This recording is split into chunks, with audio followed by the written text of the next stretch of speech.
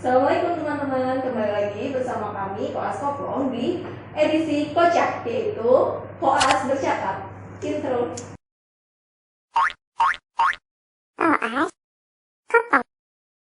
Nah, di sini kita sudah kehadiran narasumber yang sangat istimewa, yaitu Dr. Okerina, spesialis anak, konsultan nefrologi. Terima kasih banyak dokter untuk waktunya hari ini. Sama-sama, Dik. Suatu kebanggaan bagi kami bisa didatangi langsung oleh Dr. Okerina ini. Amin, amin. Jadi di sini kita boleh ya dok nanya-nanya. Silakan, Dik, silakan. Ya, dokter. Pertama kita ini dok pengen nanya-nanya tentang ISK dok, atau infeksi saluran kemih, karena banyak dok kasus dijumpai ISK pada anak gitu. Iya, jadi kalau kita lihat di infeksi saluran kemih itu merupakan prevalensinya setelah infeksi saluran nafas. Jadi memang banyak kita jumpai di poliklinik maupun di bangsal anak. Rata-rata prevalensinya sekitar 20% dari kunjungan pasien yang ada ke poliklinik maupun ke ruang rawat inap. Nah, ISK atau infeksi saluran kemih itu punya definisi seperti ini, yaitu tumbuh dan berkembang biaknya kuman di saluran kemih dalam jumlah yang bermakna. Nah, kalau jumlah yang bermakna itu tergantung kepada cara pengambilan sampel urinnya. Nah, cara pengambilan sampel urin itulah yang harus benar dilakukan oleh nakes, tenaga kesehatan, maupun oleh kakak perawat ataupun oleh abang perawat. Ya. Kenapa? Karena kalau kita salah mengambil sampel urinnya, nanti pasiennya kita katakan tidak menderita ISK, padahal pasiennya menderita ISK. Atau sebaliknya, pasiennya menderita ISK, tapi kita katakan karena hasilnya negatif, ya kan? Kita bilang tidak menderita ISK. Nah, seperti itu nih. Jadi ISK itu sebenarnya merupakan suatu keadaan klinis yang menjadi penyebab ibu atau keluarga membawa anaknya berobat ke dokter, ke rumah sakit. Ya. Kira-kira kalau adik di rumah sakit kita, di rumah sakit yang kita hadapi sehari-hari, itu rata-rata keluhan utamanya itu demam, tetapi tidak selalu seperti itu, Dik. Oh iya dok. Ya, jadi tanda dan gejala ISK itu bukan selalu harus demam. Ya, tanda dan gejala ISK itu tergantung kepada lokalisasi daripada infeksinya. Ya, infeksinya itu kita bagi, ya, ada ISK atas dan ada ISK bawah. Walaupun pembagian itu tidak ada batas khususnya itu kan sebenarnya di pelvic ureteric junction, tetapi vesiko ureteric junction, tetapi di dalam kenyataan sehari-hari kita harus membedakan gejala ISK atas dengan ISK bawah. Nah, gejala ISK atas itu adalah demam, kemudian perut membesar, kemudian anaknya tidak mau makan, not doing well, bahkan bisa sampai pucat dan bisa sampai peningkatan urium dan kreatinin. Tapi kalau gejala ISK bawah biasanya berupa sakit buang air kecil atau dysuria, kemudian frekuensi, urgensi, ya, dribbling itu maksudnya sedikit-sedikit buang air kecil dan akibatnya timbul suatu perasaan tidak lampias. Nah, seperti itu deh. Nah, jadi izin bertanya dokter, iya. Kalau untuk jenis kelamin dokter, lebih banyak mana anak yang laki-laki atau perempuan dokter? Nah, jadi untuk jenis kelamin sebenarnya pada usia di bawah 2 tahun antara laki-laki dan bayi perempuan itu sama. Tetapi di atas 2 tahun yang banyak adalah perempuan. Ya. Nah, jadi kalau misalnya pasien itu datang kepada kita usianya misalnya 3 tahun, 4 tahun dan perempuan usia 3 tahun, 4 tahun anak perempuan, tentu kita harus lihat. Kita periksa anamnesis, pemeriksaan fisik, dan termasuk juga pemeriksaan genitalia. Kalau perlu, kita lakukan pemeriksaan laboratorium. Nah, biasanya pasien anak wanita yang usia 3 tahun ini dikatakan menderita ISK simplex. Karena apa? Biasanya jarang mengalami gangguan pada fungsional dan obstruksi saluran kemih. Tapi kalau anak laki-laki usianya udah 3 tahun atau usianya udah 4 tahun masih kena infeksi saluran kemih, nah ini yang harus kita waspadai. Jangan-jangan itu adalah petanda adanya gambaran dari gangguan anatomi dan gangguan fungsional saluran kemih. Nah, jadi kalau kita ingin mengetahui peranan seks atau peranan laki-laki atau perempuan, gunakanlah cara lihat apa gejala utama. Satu, yang kedua, lakukan pemeriksaan fisik yang menyeluruh. Nah, yang dikatakan pemeriksaan fisik yang menyeluruh itu adalah pemeriksaan fisik daerah tulang belakang. Termasuklah ke dalam daerah tulang belakang itu adalah lumbosakral. Kemudian untuk anak wanita, periksalah daerah vulva. Ya. Kenapa? Karena pada anak wanita jarak antara orifisium uretrae eksternal dengan vulva vagina itu dekat. Ya. Jadi yang sering terjadi adalah pada anak wanita karena higien yang kurang baik, ya, maka timbul yang namanya flor albus dan menimbulkan rasa nyeri pada waktu berkemih. Tapi kalau pada anak laki-laki, karena jarak orifisium uretrae eksternum dengan bagian anusnya jauh, harusnya dia tidak menderita ISK yang recurrent. Nah, kalau dia berulang ISK lagi, berulang, pikirkanlah mungkin ada namanya CAKUT deh. CAKUT itu congenital anomaly kidney and urinary tract. Jadi biasanya yang paling sering perubahannya adalah pada daerah lumbosakral, terutama namanya spina bifida. Ya. Nah, itu adalah kelainan-kelainan bawaan lahir yang sering mengakibatkan ISK.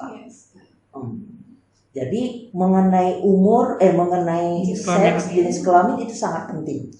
Jadi kalian harus mengetahui usia satu, yang kedua jenis kelamin. Gitu deh.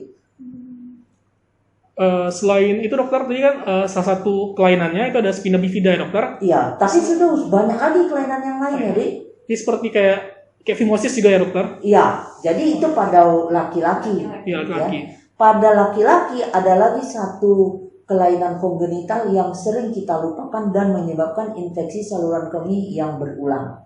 Namanya posterior urethral valve. Nah, posterior urethral valve ini adalah suatu bentuk di mana terjadinya gangguan obstruksi saluran kemih bawah, yaitu pada daerah kandung kemih. Makanya kalau kita jumpai bayi laki-laki, ya, melendung, ya, kemudian demam, ya, pikirkanlah, mungkin kita perlu melakukan tindakan yaitu melakukan kateterisasi, karena itu akan menyebabkan aliran urin kembali lancar. Ya. Jadi itu banyak sekali yang termasuk ke dalam penyebab ISK pada anak laki-laki atau pada anak perempuan. Tapi yakinlah kalau pada anak perempuan, apalagi usianya udah di atas 3 tahun, biasanya itu ISK bawah. Kalau biasanya ISK bawah, pengobatannya juga simple, nggak terlalu susah. Tapi kalau yang anak laki-laki tadi, apalagi bayi usia di bawah 1 tahun, baik laki atau perempuan, harus kita waspadai kalau sudah ISK. Karena biasanya kuman ISK itu, apalagi pada bayi-bayi, sering menimbulkan namanya urosepsis. Padahal kelainannya hanya pada saluran kemih, tetapi bisa menimbulkan sepsis. Makanya itu harus diberikan antibiotik parenteral. Begitu, Dik. Kalau itu dokter, tadi kan kalau namanya ISK dokter pasti Iya. karena adanya infeksi, pasti ada Iya. kumannya. Nah, kalau kumannya jenisnya paling sering apa dokter yang sering mengakibatkan Nah, ISK? tergantung kepada jenis daripada penyakit yang yang dialami oleh si anak. Jadi misalnya anak wanita tadi yang sering itu adalah Escherichia coli, ya. Nah, kalau anak laki-laki misalnya usianya 3 tahun, 4 tahun menderita ISK jarang Escherichia coli.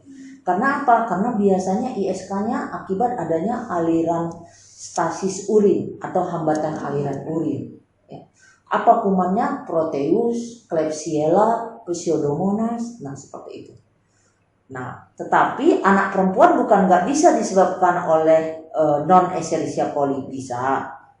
Cuma yang paling sering 75-80% kuman penyebabnya adalah Escherichia coli. Tetapi bagi kita nakes tenaga kesehatan ya, jangan terlalu berpikiran bahwa kalau ISK itu Escherichia coli, karena kalau Escherichia coli itu sebenarnya faktor hygiene kebersihan itu yang tidak terjaga. Tapi kalau mengenai Pseudomonas, Proteus, Klebsiella ini biasanya karena ada hambatan aliran urin. Nah, ini yang harus kita cari. Apa penyebab aliran urin bisa terhambat? Seperti itu. Jadi, mengenai obatnya, Dek. Iya, dokter. Nah, kalau obatnya itu kita harus lakukan namanya terapi empiris terlebih dahulu. Artinya, begitu datang bayi atau anak dengan demam, kemudian dia mengalami perubahan pada tidak mau makan, kemudian menyusu tidak kuat, itu kita sebenarnya harus mengobatinya dengan antibiotik parenteral terlebih dahulu. Nah, antibiotik parenteral yang kita berikan adalah antibiotik secara empiris kan? Kenapa? Karena kita belum melakukan kultur. Nah, caranya sebelum kalian memberikan 1 dosis antibiotika, ambillah dulu urinnya untuk kalian kultur. Barulah kalian beri segera antibiotik empiris. Pilihannya adalah ampicillin dan gentamicin. Nah, jadi dokter kalau untuk kultur tadi dokter, kan ada beberapa teknik pengambilan sampel dokter. Iya. Nah, yang paling sering dilakukan apa dokter? Terus yang sering menyebabkan positif palsu sama negatif palsu pada pengambilan pada hasil kultur itu apa biasa dokter? Nah, jadi cara pengambilan sampel urin itu bisa namanya midstream urine, ya, urin porsi tengah. Inilah yang paling sering dan paling sering menyebabkan positif palsu. Karena yang dinamakan urin porsi tengah itu cara pengambilannya kadang-kadang tidak higien, tidak steril. Ya. Yang kedua adalah menggunakan kateter urin. Dan yang ketiga adalah menggunakan suprapubik aspirasi. Jadi daerah suprapubik itu kalau kita lakukan aspirasi, apalagi pasiennya bayi misalnya, itu nggak terlalu susah mengambilnya. Itu berapapun yang ada kumannya itu dikatakan dalam jumlah bermakna. Kalau dengan suprapubik aspirasi. Jadi cara pengambilan sampel urinnya yang harus benar. Caranya bagaimana? Bagi wanita pertama kali harus cebok atau melakukan hygiene pribadi terlebih dahulu. Kemudian dibilakkan daerah labia mayora dan minora. Kemudian waktu kencing yang pertama biarkan dulu dibuang. Jadi 1/3 pertama biarkan, baru yang 2/3 baru ditampung. Itu cara midstream urin. Kalau cara kateter bagaimana? Kateternya mula-mula kita biarkan terbuang dulu, baru diikat. Ya. Dalam jangka waktu tertentu kita buka lepas ikatannya dan kita lakukan prosedur asepsis. Di situ baru kita lakukan pengambilan sampel urin. Nah, seperti itu, Dik. Jadi dokter, mungkin biar jadi perhatian juga buat mungkin ibu-ibu di sana ada yang nonton podcast kami gitu kan dok. Jadi kondisi-kondisi apa yang harus dijaga atau yang harus dihindari agar anaknya itu tidak berisiko untuk mengalami ISK gitu. Nah, kalau kita dari segi medis sebenarnya pelaksanaan atau pencegahan daripada ISK itu adalah membiarkan atau menyiapkan bayi atau anak untuk segera bisa toilet training namanya. Jadi misalnya usia anaknya sudah 1 tahun, 1 tahun setengah, ya, walaupun dia terpipis nggak apa-apa, ya, tapi dia sudah diusahakan dibawa ke toilet. Ayo pipis. Tidak perlu kita pasang atau kita tidak menyebut merek, tapi misalnya kan pakai popok sekali pakai, ya, dan itu punya waktu. Artinya setelah 3 jam popok itu harus diganti, basah atau tidak basah harus diganti. Iya. Jadi kita biarkan anak tadi buang air kecil di sewaktu dia basah atau wet namanya, ya, biarkan dia basah, tetapi kita ajari dia untuk ke kamar mandi atau ke toilet. Jadi bagi si anak, kalau aku sudah mau sesak terpipis, aku harus segera ke toilet. Nah, padahal udah tumpah kan, padahal udah terpipis kan nggak apa-apa. Jadi dia diajari, oh iya ya, jadi dia terbiasa untuk ke kamar mandi. Bagi anak wanita, ya, ajari cara cebok yang benar. Ya, jadi cara cebok bagi kaum wanita itu tidak boleh bersifat dari anterior ke posterior berulang-ulang, karena itu akan memasukkan kuman dari saluran cerna kembali ke saluran kemih, ya. Jadi lebih bagus kalau anak-anak kan tangannya nggak sampai itu, ya, kecil gitu, ya, lebih bagus diajari untuk kiri, ya, kiri kanan, medial, kiri kanan, medial, lateral. Nah, seperti itu. Ya, kalau anak laki-laki sudah nggak ada masalah sebenarnya, ya, kalau diajari. Jadi anak wanita yang perlu diajari. Kemudian ada satu lagi deh untuk pemakaian bubble bath. Ya, kan kalau kita di daerah perkotaan mandi ataupun melakukan aktivitas di kamar mandi itu putra atau putrinya dimasukkan ke bubble bath, main-main di situ. Nah, itu akan mematikan flora normal yang ada di daerah kemaluan si anak. Jadi hindari mandi seperti itu. Berarti nggak boleh ya? Bukan nggak boleh, selama dia itu tidak berlama-lama tidak masalah, tetapi tidak boleh berlama-lama karena akan mematikan flora normal. Jadi lebih baik dibatasi. Dibatasi. Jadi diperhatikan anak sewaktu mandi. Jadi dokter, apa yang ditakutkan kita sebagai tenaga medis, dokter, jika anak itu menderita ISK itu, dokter? Untuk tahap lanjutnya apa yang bisa terjadi, dokter, itu? Yang paling kita takutkan ISK ini adalah perubahan pada parenkim ginjal. Jadi parenkim ginjal itu kalau sering terkena ISK, ulang lagi ISK, dia akan mengalami pengkerutan. Lama-kelamaan terjadi parut namanya. Nah, parut ginjal inilah yang bisa menyebabkan di kemudian hari dia menderita penyakit kronis ginjal, penyakit ginjal kronis. Ujung-ujungnya dia jatuh ke gagal ginjal. Mungkin pada saat dia menderita ISK dan diobati dia sembuh, ya. Tetapi setelah 2 bulan atau 3 bulan ISK lagi, sembuh lagi, tapi sudah mulai terjadi pengkerutan, sudah terjadi parut di ginjalnya. Nah, inilah yang kita harapkan atau kita beri penerangan kepada keluarga, ya, supaya jangan memberikan popok sekali pakai dalam jumlah yang misalnya karena mau hemat, ya, dibiarkan terus. Tidak boleh, ya, harus diberitahu bahwa anjurkan anak ke kamar kecil atau ke toilet dan rubah atau kebiasaan membuang pampersnya, membuang popok sekali pakainya harus lebih sering.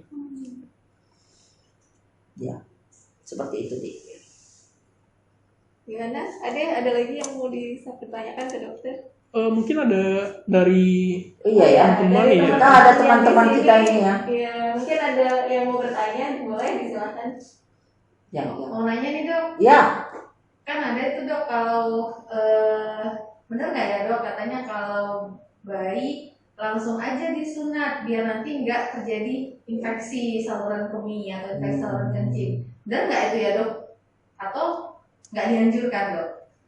Jadi untuk kita lihat penggunaan sirkumsisi pada anak laki-laki itu tidak boleh terlalu cepat, ya. Biasanya kita usahakan si anak itu lebih besar baru disirkumsisi. Untuk apa? Supaya memastikan bagian yang prepusiumnya itu bisa atau gampang kita lakukan sirkumsisi.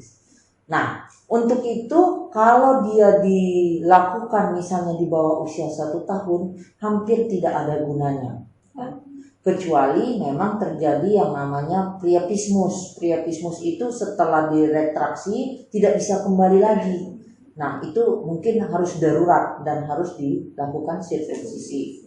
Namun untuk anak wanita, ya, penggunaan pemakaian sirkumsisi pada anak wanita harus hati-hati, karena pada anak wanita dia yang kita lakukan sirkumsisi itu sebenarnya hanya sedikit saja mukosa pada bagian kelentik namanya. Kelentik itu kita lakukan sedikit aja penggoresan. Nah, bagi kaum wanita, ya, dikatakan di situ adalah titik G minor. Titik G klitoris itu adalah titik kepuasan pada waktu melakukan hubungan seksual, ya, nantinya setelah dia besar. Jadi jangan kita melakukan melakukan penorehan di situ yang terlalu banyak dan sehingga mengakibatkan nanti si anak jadi mengalami hal yang tidak enak pada waktu dia nanti sudah besar, gitu ya, udah akhir balik misalnya dia mau kawin, ya, karena kita terlalu melakukan sirkumsisi yang tidak perlu bagi anak wanita, ya. Jadi itu sebenarnya sedikit saja untuk anak wanita. Bahkan beberapa idai juga sudah tidak menganjurkan lagi, ya, sirkumsisi pada anak wanita, ya, ya gitu.